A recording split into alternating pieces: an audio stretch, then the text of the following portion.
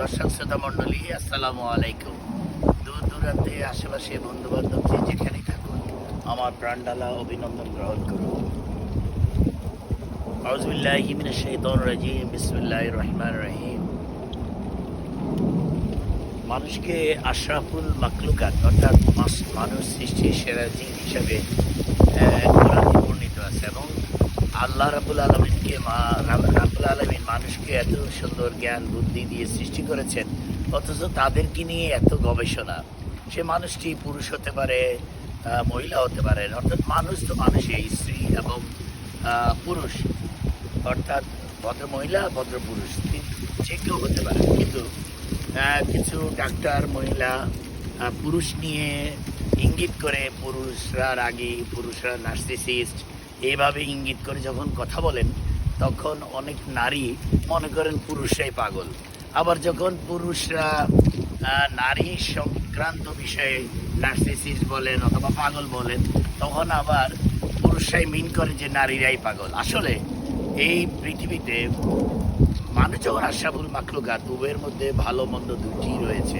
একজন পুরুষ যখন ঘরে ভালো বাইরে খারাপ অনেকে বলেন, তো যে মানুষটা ঘরে খারাপ বা বাইরে ভালো, আবার বাইরে ভালো ঘরে খারাপ, এই ধরনের কথা যারা বলে ব্যাখ্যা নিয়ে বিভ্রান্ত করে, আমি সেক্ষেত্রে দ্বিমত পোষণ করছি।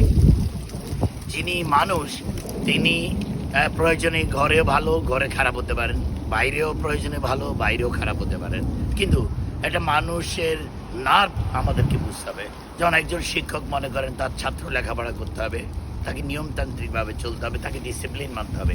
যখনই ছাত্র শিক্ষকের নিয়ম নীতি নৈতিকতা ডিসিপ্লিনের আওতায় না আসে, তখনই টিচার যখন তার উপর রেগে যান অথবা তাকে মানসিকভাবে চাপ সৃষ্টি করে মানুষ গড়ার কারিগর হিসেবে নিজেকে উপস্থাপন করেন, তখন অনেকে শিক্ষককে পাগল হিসাবে স্বীকৃতি দেন।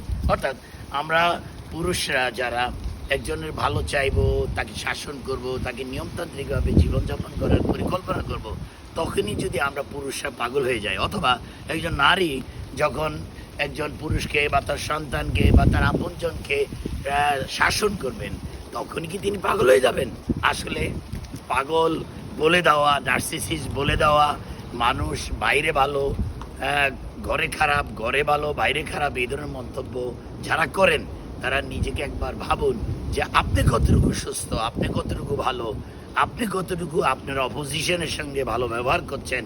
দেখবেন আমি যখন একজন মানুষকে আমার ম্যানার দিয়ে চাইবো সে ভালো পথে আসুক, সুন্দরভাবে চলুক, অবশ্যই তিনি আমাকে বুঝতে হবে, আবার তাকেও আমাকে বুঝতে হবে।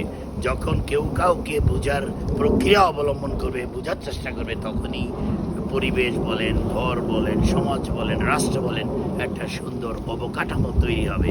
কিন্তু যারা এগুলো নিয়ে বিতর্ক তৈরি করবেন এবং একজনকে একতরফা দোষারোপ করবেন, সেই ক্ষেত্রে সত্যিকার অর্থে কোনো রেজাল্ট বয়ে আনবে না।